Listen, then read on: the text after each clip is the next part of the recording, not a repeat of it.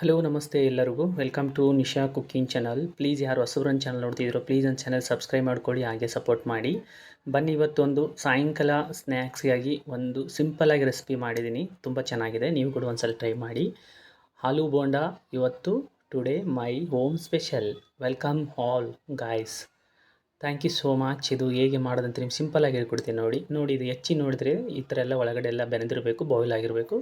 ತುಂಬ ಚೆನ್ನಾಗಿ ಬರ್ತದೆ. ನೀವು ಒಂದು ಸಲ ಟ್ರೈ ಮಾಡಿ ನೋಡಿ ಮನೆ ಒಳಗಡೆ ಹೇಗೆ ಬರ್ತದೆ ಅಂತೇಳಿ. ಸಾಯಂಕಾಲ ಸ್ಕೂಲ್ ಮಕ್ಕಳು ಬಂದಾಗಾಯಿತು, ಡ್ಯೂಟಿ ಮುಗಿಸ್ಕೊಂಡು ಬಂದಾಗಾಯಿತು, ಇದು ಒಳ್ಳೆ ಸ್ನ್ಯಾಕ್ಸ್ ಅನ್ಬೋದು. ಆಮೇಲೆ ಇದು ಕೂಡ ಒಂದು ಕಪ್ ಟೀ ಇದ್ದರೆ ಸಾಕು. ಒಂದು 3 ಅಥವಾ 4 ಆಲೂಗಡ್ಡೆ ತೊಗೊಂಡಿದ್ದೀನಿ ನಾನು.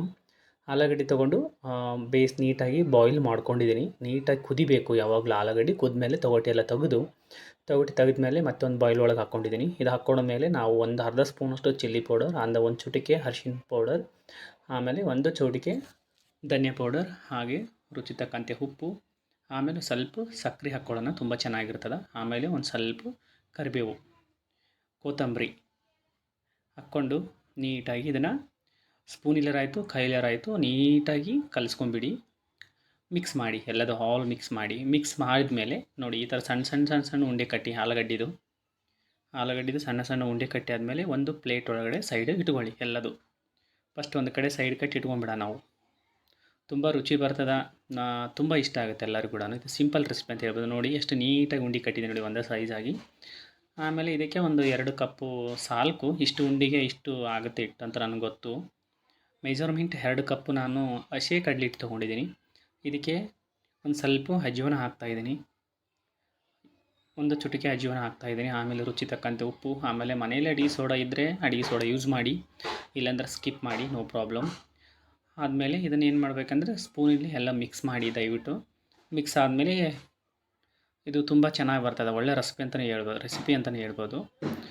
ಸ್ವಲ್ಪ ನೀರು ಹಾಕೊಂಡು ಕಲಿಸ್ಕೊಳ್ಳಿ. ಇದು ಹೇಗಿರಬೇಕಂದ್ರೆ ಮಿರ್ಚಿ, ಆಲೂಗಡ್ಡೆ ಬೋಂಡ, ಬದನೇಕಾಯಿ ಬೋಂಡ ಈ ಥರ ಮಾಡ್ತೀವಲ್ವ, ಅದೇ ಥರ ಇಟ್ಟು ಕಲಿಸ್ಕೋಬೇಕು ನಾವು.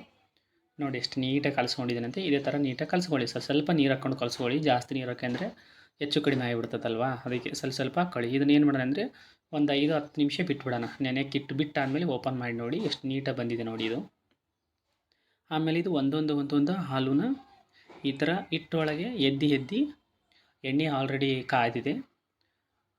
ಒಂದು ಪಾತ್ರೆ ಒಳಗೆ ಒಂದು ಕಡಾಯಿದೊಳಗಡೆ ಎಣ್ಣೆ ಹಾಕಿ ಇಟ್ಕೊಂಡಿದ್ದೀನಿ ನೋಡಿ. ಒಂದೊಂದು ಎಣ್ಣೆ ಒಳಗೆ ಹಾಕ್ತಾಯಿದ್ದೀನಿ. ಆಲೂ ಬೋಂಡ ಎಷ್ಟು ಸೂಪರಾಗಿ ಬರ್ತದೆ ಅಂದರೆ ತುಂಬ ಸೂಪರಾಗಿ ಬರ್ತದೆ. Thank you so much. ನೀವು ಕೂಡ ಒಂದ್ಸಲ ಟ್ರೈ ಮಾಡಿ ನಿಮ್ಮ ಮನೆಯಲ್ಲಿ, ತುಂಬ ಚೆನ್ನಾಗಿ ಬರ್ತದೆ. ನಾನು ಜಾಸ್ತಿ ಟೈಮ್ ತೊಗೊಂಡಿಲ್ಲ, ಒಂದು 3 ಅಥವಾ 4 ನಿಮಿಷ ಅಷ್ಟೇ ವಿಡಿಯೋ ಮಾಡಿದ್ದೀನಿ. ದಯವಿಟ್ಟು ಎಲ್ಲರೂ ನನ್ನ ಚಾನಲನ್ನು ಸಬ್ಸ್ಕ್ರೈಬ್ ಮಾಡ್ಕೊಳ್ಳಿ, ಸಪೋರ್ಟ್ ಮಾಡಿ.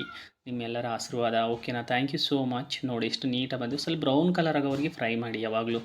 ಯಾಕಂದರೆ ಒಳಗಡೆ ಆಲೂಗಡ್ಡೆ ಇರ್ತದಲ್ವ, ಅದು ಬಾಯ್ಲ್ ಆಗಬೇಕಲ್ವ. ಅದು ಬಾಯ್ಲ್ ಆದಾಗಲೇ ತುಂಬ ಚೆನ್ನಾಗಿ ಬರೋದು.